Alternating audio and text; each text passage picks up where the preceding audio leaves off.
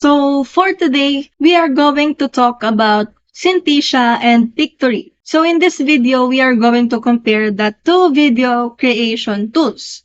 So first, in Synthesia, it focuses on AI-generated video with avatars. And the pros of Synthesia is they provide or produce a high-quality AI avatars.